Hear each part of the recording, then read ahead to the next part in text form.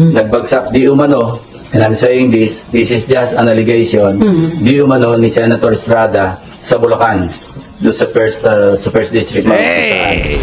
So pinacheck ko agad sa General Professions Act kung meron bang insertion na nagkakahalaga ng 355 million pesos na intended para sa Bulacan. And we found one.